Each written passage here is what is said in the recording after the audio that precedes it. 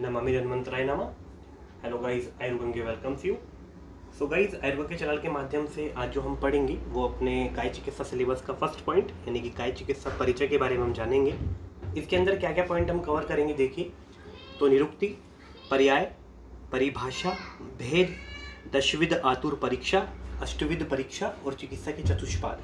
ये चीज़ें वो हैं जो हम पढ़ चुके होते हैं first year, second year, third year में, पर इनको फिर भी एक बार रिवाइज करेंगे, देखेंगे।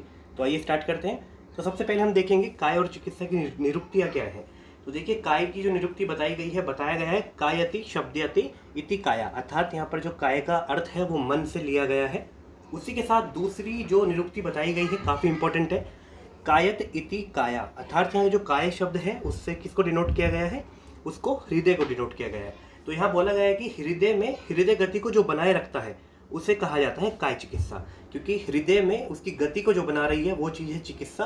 तो इसलिए इसको पूरे को काय चिकित्सा के लिए डिनोट करा गया है। आपको ध्यान रखना है कायति, काया में काय जो है वो हृदय है। उसी के साथ चिकित्सा की अगर बात करते हैं तो चिकित्सा के लिए बोला गया है चिकित्सा रोग निदान प्रतिकार है। वैद्य शब्द जो अपनी वैद्य शब्द सिंधु है उससे ली गई है लाइन, चिकित्सा रोग निदान प्रतिकार है, अर्थात जो किसका रोग निदान का क्या करे, प्रतिकार करे, उसको चिकित्सा कहा जाता है। उसी के साथ चिकित्सा तत्व प्रतिकार, अर्थात जिसके द्वारा हमारी जो भी हमारी बॉडी के लिए कैसा है, अनयूजुअल है, उसका क्या करा जाए, प्रतिकार किया जाए, उसको चिकित्सा कहा जाता है। तो इसको राज निघंटू जी ने बताया है। तो इस तरीके से बेसिक निरुक्ति हमने देखी है। इसके बाद आगे बढ़ेंगे और इनके पर्याय देखेंगे, क्या इनके पर्याय हैं। तो पर्याय के क्रम में सबसे पहले देखेंगे काय के, जिनको अमरकोश जी ने दिया है। तो कलेवर इन्होंने बोला है, अर्थात इन्होंने बोला है कि जो धातु का मतलब धातु का सार है यानी कि शुक्र, उसको इन्होंने कहा है कलेवर की संज्ञा दी है, यानी कि उसको इन्होंने बोला है कि वो काय का कार्य करता है, क्योंकि वो इम्यूनिटी का कार्य करता है, हमारी ओज का कार्य करता है हमारी बॉडी में, इसलिए इन्होंने कलेवर को एक संख्या दी है। गात्र, गात्र का एक इन्होंने पर्याय बोला है। तो गात्र से इन्होंने क्या बोला है, यहाँ पर गात्र से इन्होंने बोला है कि जो गमनशील हो, यानी कि जो परिवर्तनशील हो, अपने अंदर परिवर्तन लेकर आता है, उसको इन्होंने कहा है। उसके बाद वपु आता है। वपु का मतलब होता है कि जो अपने पूर्व कर्म में किए हुए जो कर्मों को भोगने के लिए आता है उसको काय कहा जाता है, यानी कि जो हम अपने पूर्व कर्म में जो भी कर्म करते हैं उसको भोगने के लिए एक योनि में आते हैं, उस योनि को वपु कहा जाता है। देह का मतलब होता है जिसे धारण किया जाए उसको, और मूर्ति का मतलब है जो एक आकृतिवान हो, क्योंकि हमें पता है हमारी सभी की बॉडी की स्ट्रक्चर सेम होती है, एक आकृति में होती है, सभी के 2 हाथ 2 पैर एक सिर होता है। इसी तरीके से एक ये मूर्ति का इन्होंने यहाँ पर इसको कोरिलेशन दिया है। तो ये कुछ पर्याय हैं काय के जो अमरकोश जी ने दिए हैं। उसी के साथ चिकित्सा के पर्याय देखेंगे जो कि चरक चिकित्सा अध्याय नंबर 1 रसायन अध्याय में वर्णित है, श्लोक नंबर 3 में। तो क्या है, व्याधिहरम पथ्यम साधनम औषधम प्रायश्चितम प्रशमनम प्रकृति स्थापनम हितम। इस तरीके से एक श्लोक में लेगा आपको वहाँ पर। तो व्याधिहरम यानी कि जो व्याधियों का क्या करे, हरण करे, व्याधियों को नष्ट करे। पथ्यम जो हमारी बॉडी के लिए कैसा हो, अच्छा हो। साधन एक तरीके का मतलब एक तरीके का ये कह सकते हैं कि किसी चीज़ को ख़त्म करने के लिए जिस चीज़ का यूज़ करा जाता है वो हमारा एक साधन होता है। औषधम यानी कि बहुत सारे द्रव्यों का मिश्रण, जिसको मिश्रण करके जो एक योग बनता है उसको औषध कहा जाता है, जिसको भी रोग को हरने के लिए दिया जाता है। प्रायश्चितम यानी कि अपने पुराने कर्मों का क्या करना, प्रायश्चितम, अधर्म जन्य जो भी व्याधियाँ रहेंगी उनके लिए प्रायश्चित यहाँ पर यूज़ किया गया है। प्रशमन का मतलब है बढ़े हुए दोषों को उनके स्थान पर ही शांत कर देना। प्रकृति स्थापना, प्रकृति में कोई विकृति आती है तो उसको भी कैसा करना, अच्छा करना, चिकित्सा कहलाता है। और हितकर यानी कि ये सब प्रोसीजर जो हो अपनी बॉडी के लिए कैसे रहे, किसी भी तरीके से कोई एबनॉर्मेलिटी कॉज ना करे, तो इसलिए उसको हितम या हितकर बोला गया है लास्ट में। तो इस तरीके से मैंने काय और चिकित्सा के पर्याय आपको बताए। आगे बढ़ेंगे, अब देखेंगे भेषज प्रकरण भी आया है, इसमें पूछा गया है।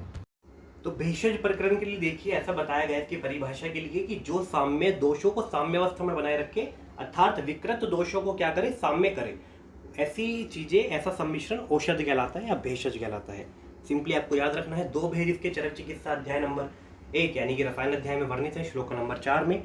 स्वस्थस्य ओजस कर्म बताया गया है और आत्रस्य रोगानुत, अर्थात जो स्वस्थ पुरुष है उसके स्वास्थ्य को स्वस्थ बनाए रखना, ठीक है। उसके बाद आतरस्य रोगानुत यानी कि जो रोग से ग्रस्त है, आतुर है, उसके रोग को उसे क्या करना है, रोग से मुक्त करना है। तो इस तरीके से 2 भेद इन्होंने यहाँ पर इसके बताए हैं, आपको ध्यान रखने हैं। इसके बाद आगे बढ़ेंगे, आगे देखेंगे। अब हम स्टार्ट करेंगे चिकित्सा। चिकित्सा की परिभाषा क्या है तो देखेंगे चिकित्सा की परिभाषा।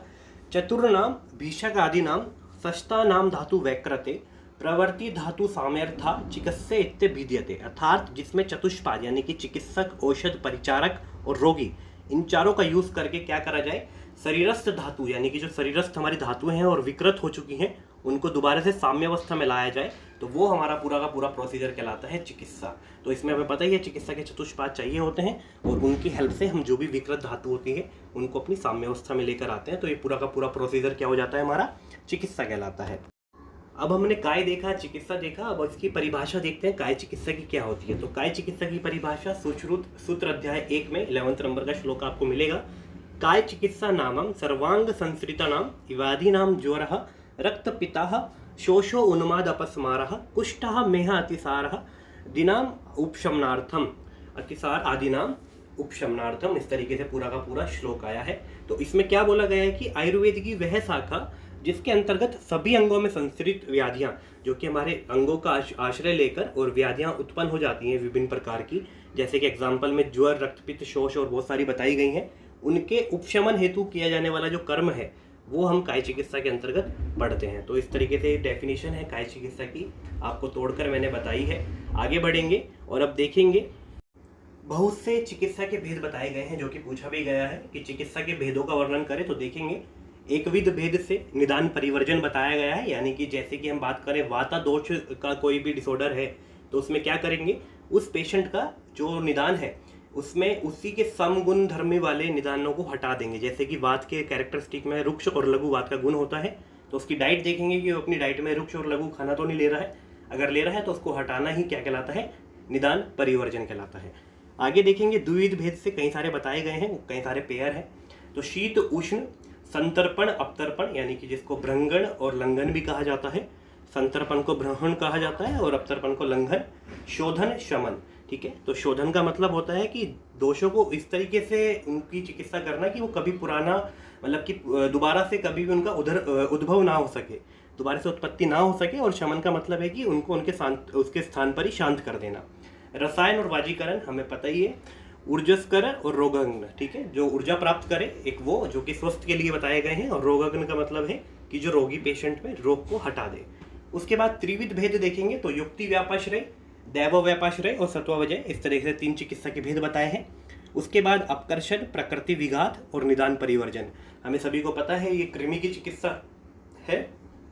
उसके बाद लंघन, लंघन पाचन और दोषावसेचन ये कराया जाता है, जैसे कि पूर्व क्रम में भी हम देखते हैं, ये कोई भी पंचक्रम कराने से पहले लंघन पाचन वहाँ होता है।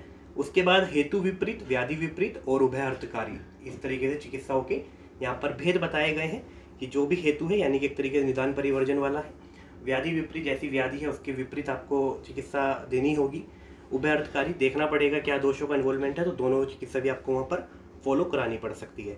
आगे बढ़ेंगे चतुर्विध भेद से देखेंगे, तो देखिए इसमें बताया गया है 2-3 पेयर हैं, इसके 2 पेयर मैंने लिखे हुए हैं यहाँ पर। तो सबसे पहले तो जो क्षीण दोष हो चुके हैं उनको बढ़ाने वाली चिकित्सा, वृद्ध दोष यानी जो बढ़ चुके हैं उनको घटाने वाली, प्रकुपित दोष, ठीक है, तो प्रकुपित दोष को घटाने वाली चिकित्सा, और उसके बाद सम दोषों का पालन करने वाली, यानी कि जो दोष साम्यावस्था में उनको साम्यावस्था में ही बनाए रखने वाली, ठीक है। तो ये कुछ बेसिक सी चीज़ें बताई गई हैं, इसको आपको ध्यान रखना है। एक पेयर है ये, उसके बाद दूसरी पेयर इसके सामने ही लिखी हुई है, देख रहे हैं आप, संशोधन, संशमन, आहार और विहार, इस तरीके से 4 भेद बताए गए हैं चिकित्सा के। तो इस तरीके से भी चिकित्सा को फॉलो किया जाता है। उसके बाद पंचविध भेद से पंचकर्म आते हैं मुख्य तौर पर। तो पहलाचार्य चरक के अनुसार देखेंगे, जो फर्स्ट रो में लिखे हुए हैं, वमन विरेचन, अनुवासन बस्ती, आस्थापन बस्ती और शिरो विरेचन। और आचार्य सुश्रुत और वाग्भट के अकॉर्डिंग देखें तो वमन विरेचन बस्ती, रक्तमोक्षण और आपका नस्य, इस तरीके से यहाँ पर ये पंचविध भेद से चिकित्सा के भेद हैं। अब देखेंगे षड्विध भेद से क्या बताए गए हैं, तो ये चरक सूत्र में वर्णित है, इनके देखते हैं। लंघन, भ्रंगण, रुक्षण, स्नेहन, स्वेदन और स्तंभन, यानी कि एक चीज आप याद रख लेंगे तो उसका विपरीत वाला उसका लिखना है आपको, और आपको ये 6 चिकित्सा भेद आपको आराम से याद हो जाएंगे, ठीक है। तो इसके बाद अब आगे देखेंगे, आगे बढ़ेंगे। अब देखेंगे दशविध आतुर परीक्षा काफ़ी इंपॉर्टेंट है, तो इसको याद करने के लिए एक ट्रिक है जिसमें आपको SVPA याद रखना है। S जो है यहाँ पर 4 बार है, V3, P2 और A 1 बार। तो इस तरीके से एक घटता हुआ डिसेंडिंग ऑर्डर है ये पूरा का पूरा। तो इस तरीके से आप देखिए S4 से क्या बनता है, तो सत्व, सार, संहनन और साथ में। V3 से क्या बनता है, वय, विकृति और व्यायाम बनता है। और P2 से बनता है प्रकृति और प्रमाण। एंड लास्ट में A से बनता है आहार, शक्ति। तो ये सब चीज़ें हैं जो कि हमें आतुर में देखनी होती हैं। दशविध आतुर परीक्षा है ये पूरी की पूरी, इसके लिए एक सेपरेट वीडियो है वो आपको मिल जाएगी। तो ये मैं यहाँ डिस्कस नहीं करूँगा, ये हम लोग ऑलरेडी कई बार पढ़ चुके होते हैं। इसके बाद हम जो डिस्कस करेंगे वो हम करेंगे अष्टविध परीक्षा, है ना। अष्टविध परीक्षा के बारे में बताया गया है। तो देखिए, अष्टविध परीक्षा में नाड़ी, मूत्र, मल, जिह्वा, दृक्, स्पर्श, शब्द और आकृति, ये इस तरीके से आती है। इसमें पेशेंट्स की हमें नाड़ी चेक करनी होती है कि वातज डोमिनेंट है, पित्तज डोमिनेंट है, कफज डोमिनेंट है। मूत्र के कलर को देखना पड़ता है, अपीयरेंस को देखना पड़ता है। मल के अनुसार भी आम और हमने जैसे पढ़ा भी है, पक्व और अपक्व आम की परीक्षा होती है। जिह्वा को देखकर दोषों का पता लगाया जाता है, कफ के बारे में मेनली। दृक् यानी कि एक पेशेंट को देखकर क्या दिख रहा है आपको, स्पर्श करने से क्या फील हो रहा है, और उसके बाद उसकी जो भी डायग्नोस है, शब्द का मतलब उसकी बातें सुनना है आपको। इसकी हिस्ट्री जब भी लेंगे तो उसकी बातें सुनकर आपको बताना है। आकृति यानी कि उसका स्ट्रक्चर जो है वो नॉर्मल है कि डिफॉर्मिटी दिख रही है आपको कुछ, तो इस तरीके से अष्टविध परीक्षाएं बताई गई हैं। इसको अष्टस्थान परीक्षा भी बोला गया है। इसके बाद त्रिविध परीक्षा में आचार्य चरक ने दृक्, स्पर्शन और प्रशन बताया है। ठीक है, आचार्य सुश्रुत का भी सेम है, बस उन्होंने एक थोड़ा सीक्वेंस चेंज कर दिया है। उन्होंने दृक् के बाद में प्रशन रखा, उसके बाद में स्पर्शन रखा, क्योंकि सर्जरी वाले थे, इतनी जल्दी हाथ नहीं लगाते किसी चीज़ को, पहले पूरा का पूरा डायग्नोस करते हैं उसके बाद करते हैं। और आचार्य चरक जो थे चिकित्सा वाले थे, शमन औषध से काम चलाते थे, शोधन से, तो पहले चिकित्सा के लिए उससे क्वेश्चंस लेके उसकी हिस्ट्री लेते थे। इसके बाद आगे बढ़ेंगे और अब यहाँ पर चिकित्सा चतुष्पाद का वर्णन देखेंगे। तो जैसे कि हमें पता ही है, चिकित्सा चतुष्पाद में 4 चीजें आती है। भीषक द्रव्य अनुपस्थाता, रोगी पाद चतुष्टयम, गुणवतः कारणम ज्ञेया, विकार व्योपशांत्ये। ठीक है, तो विकार की शांति के लिए 4 चीजें इंपॉर्टेंट है, 4 फैक्टर्स बताए गए हैं, जिसमें कि भीषक द्रव्य यानी औषध, परिचारक या उपस्थाता जिसको बोलते हैं, और लास्ट में रोगी या आतुर। इनके 4 गुण बताए गए हैं सभी के। दक्ष यानी कि प्रॉपर तरीके से अपने कार्य में निपुण होना चाहिए, शास्त्रज्ञ, शास्त्रों का ज्ञान होना चाहिए, दृष्ट कर्म, अच्छे प्रकार से कर्म को देखकर करे, सूची, अपने मन से पवित्र होना चाहिए। उसके बाद द्रव्य के देखेंगे, औषधि के, बहुकल्पम यानी कि बहुत सारी कल्पनाओं को बना सके ऐसी औषध होनी चाहिए, बहुगुणम बहुत सारे गुणों से युक्त हो, संपन्न हो यानी कि जिस कार्य के लिए दी जा रही हो वो कार्य करे, योग्य यानी कि अपने पूर्ण संपूर्ण रस गुण वीर्य विभाग से युक्त हो, ऐसी योग्य औषध होती है। उसके बाद परिचारक में देखेंगे उपचारज्ञता, यानी कि उपचारज्ञता उसकी बिल्कुल मतलब पालन करने वाला होना चाहिए किसी भी बात का। दाक्ष यानी कि दक्ष होना, जो चीज़ सिखाई गई है उसमें अच्छे से होना चाहिए। उसके बाद सोच यानी कि पवित्र होना चाहिए। अनुराग यानी कि रोगी या फिर अपने जो भी बेशक है वहाँ पर डॉक्टर साहब हैं उनके प्रति आदरणीय होना चाहिए। उसके बाद रोगी जो है अभीरु यानी कि डरपोक नहीं होना चाहिए। ज्ञापकता, जानकार होना चाहिए कि हाँ मेरे साथ ये कर्म होने वाला है तो मैं बीच में से छोड़कर भागू ना। निर्देशकारित्व यानी कि निर्देशों का पालन करने वाला होना चाहिए। स्मृति संपन्नता यानी कि जिसे स्मृति, जिसकी मेमोरी अच्छी हो, ऐसा ना हो कि आपने उसको कहा कि आज आपको ये वमन कराया गया है तो आपको 2 दिन बाद फिर आना है, तो 2 दिन की जगह 20 दिन बाद आए, तो ऐसा पेशेंट नहीं होना चाहिए। तो स्मृति में संपन्नता होनी चाहिए। तो इस तरीके से जो पहला पॉइंट है काय चिकित्सा का परिचय मैंने कवर किया। आई होप आपको ये वीडियो पसंद आई होगी। अगर वीडियो पसंद आई है तो प्लीज़ कमेंट में लिखना ना भूलें। अगर आप लिखेंगे तो हम बाकी वीडियोस बनाएंगे इस पर और आपकी हेल्प करेंगे 4th ईयर में। ठीक है, तो और आपको ये नोट्स चाहिए तो हमारे इंस्टा पेज पर आपको मिल जाएंगे। So thank you so much guys to watching our videos. Please like, share and subscribe to the channel. Thank you.